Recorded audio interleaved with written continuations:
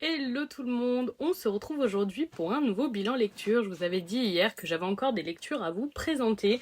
Donc on a mes lectures de samedi, le roman que j'ai fini dimanche et ensuite mes lectures d'hier. On a pas mal de choses à voir une fois de plus et on va se faire ce bilan de suite. On commence directement avec le Disney Twisted Tales de chez Hachette Heroes Réflexion, qui est donc une réécriture de Mulan. Je n'avais pas encore lu de Disney Twisted Tales de cette autrice, j'en avais lu deux d'une autre, donc première découverte.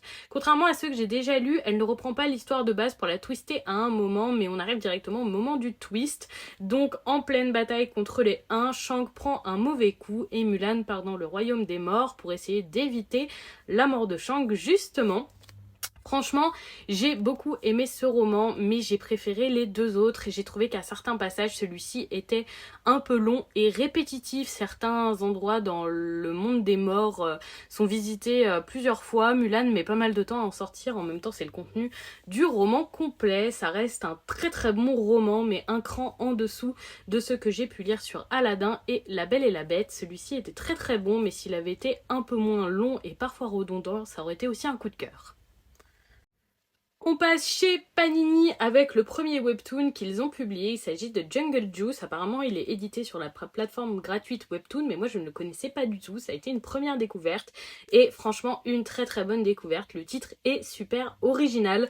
Un garçon qui finit changé moitié insecte, moitié humain et finalement il y a toute une communauté comme ça et ils vont un peu tous se battre dans leur université pour trouver le moyen de redevenir humain. Synopsis super sympa, super original. Le premier tome est très accrocheur, j'ai beaucoup apprécié, les dessins sont totalement à mon goût et j'ai aimé le petit côté ludique qui nous donne quelques informations sur les différents insectes que nous allons croiser.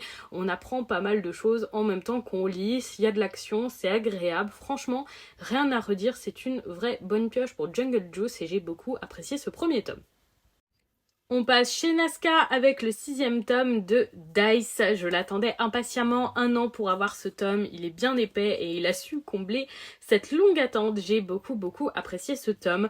Il est écrit un peu comme si finalement les 5 premiers tomes de Dice n'étaient que l'introduction au grand projet de X, donc le personnage qui a distribué les Dice, qui est très mystérieux et qui fait un peu les règles du jeu que l'on retrouve dans ce manga.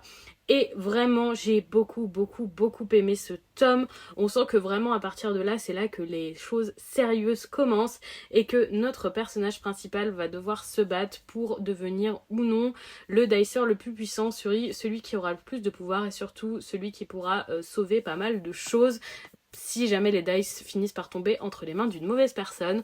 On a également un triangle amoureux qui se développe et notre personnage principal qui va peut-être enfin se rendre compte que la fille qu'il aime ne s'intéresse pas à lui, à découvrir plus tard.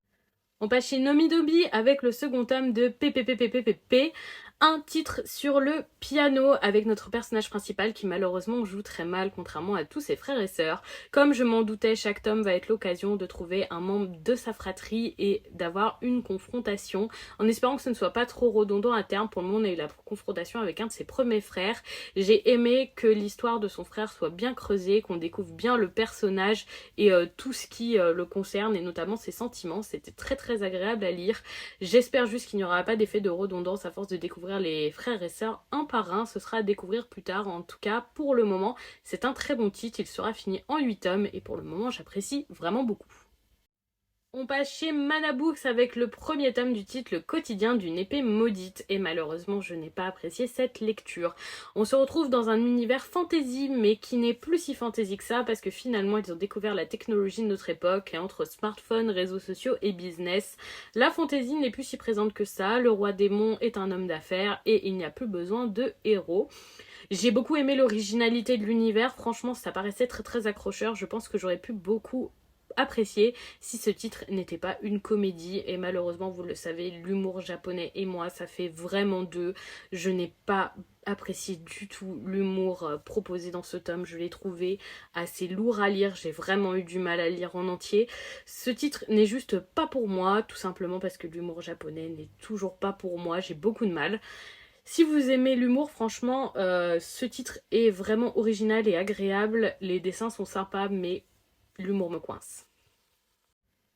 Ensuite, chez Kana, j'ai lu la série finie en 4 tomes, Dark Grimoire. Les 2 premiers tomes étaient un peu longs à lire. On met longtemps à découvrir l'intrigue et les enjeux, même si les relations entre les personnages sont très bien développées. On met un petit peu de temps à voir où l'auteur veut nous mener. C'est peut-être dommage. Le 3e tome est l'occasion de découvrir plus en détail l'intrigue et tout ce qui la concerne. Plutôt agréable, j'ai bien aimé, la lecture était assez originale avec cette notion de magie interdite, etc. qui remet pas mal en question les interdits et les gens qui suivent les règles sans trop réfléchir. La fin était très agréable, j'avais peur en 4 tomes que la fin soit bâclée, finalement non, la boucle est très bien bouclée, la fin m'a vraiment satisfaite et j'ai globalement apprécié ma lecture. Pour moi ce n'est pas une lecture indispensable mais pour autant c'était sympathique, si vous cherchez quelque chose qui change un peu et une série courte ça peut être sympa, après pour moi ce n'est pas une priorité non plus. Chez Kurokawa ensuite, j'ai lu le 15e tome de Kemono Incident et je ne comprends toujours pas pourquoi on parle aussi peu de ce shonen, il est vraiment super. J'ai beaucoup apprécié ce tome et en même temps j'ai quelques petits bémols à faire.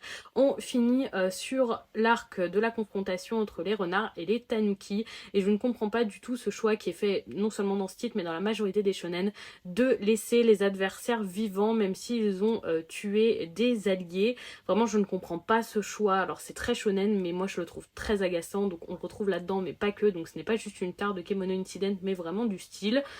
Une fois passé ça, on a l'introduction d'une nouvelle arc qui va se passer à Kyoto qui a l'air très sympa. Une nouvelle confrontation avec les renards, 2 nouveaux personnages introduits qui ont l'air très sympathiques et qui sont intéressants. J'ai très hâte de découvrir ce nouvel arc. Ce shonen est pour moi très bon et je comprends pas pourquoi on n'en entend pas plus parler parce qu'il est vraiment super.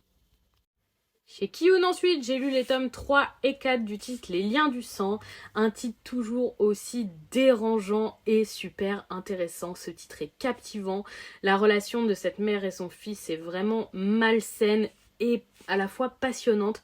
J'ai totalement adoré cette lecture qui nous permet de voir de plus en plus comme la mère de Seiichi est pour moi complètement dingue et comme ça impacte Seiichi au quotidien, notamment avec certaines perte d'élocution et beaucoup d'autres effets secondaires. Maintenant qu'il se rebelle un peu dans le 4e tome, je suis vraiment curieuse de voir ce qui va se passer et comment sa mère va réagir. Ça donne très envie de lire le prochain. En tout cas, ce titre est vraiment accrocheur, très prometteur et j'ai très hâte de lire la suite. On finit chez Pika avec les 2 premiers tomes de Your Evil Past, un nouveau thriller que je conseille à un public très averti. Il est très violent, il y a des scènes de meurtre, de viol, de violence, de maltraitance, etc. Vraiment, on est sur quelque chose d'assez lourd à lire. La série sera finie en 14 tomes et je la trouve super accrocheuse. Notre personnage principal a perdu la mémoire et ne se rappelle plus que quelques années auparavant, il était une vraie ordure. Et malgré tout, il faut qu'il retrouve la mémoire petit à petit. Ce premier tome nous introduit donc la personne qu'il était, les horreurs qu'il a fait et on comprend petit à petit qu'il va être obligé de chercher sa mémoire. Dans ce tome, on découvre un personnage, il va partir à sa recherche, qui va être vraiment le pivot de cette histoire je pense. Je suis très curieuse de voir s'il va pouvoir retrouver ce personnage ou non. En tout cas, 2 premiers tomes très accrocheurs si vous avez pas l'âme trop sensible et vraiment j'ai beaucoup aimé ma lecture. Je suis super curieuse de découvrir la suite. Et voilà pour ce bilan lecture, encore une fois bien chargé. Je vous en ferai un autre demain avec les lectures d'aujourd'hui. Oui, encore. C'est une semaine chargée en bilan lecture. Dites-moi si vous avez lu certains de ces titres et ce que vous en avez pensé. N'hésitez pas à le faire soit en message privé sur Instagram, soit en commentaire sur TikTok. C'est toujours un plaisir d'échanger avec vous sur les titres que nous pouvons lire ou ceux qui vous intéressent ou non. N'hésitez pas en tout cas à venir interagir, c'est toujours super chouette. En attendant, je vous souhaite une très bonne soirée et je vous fais des bisous tout le monde.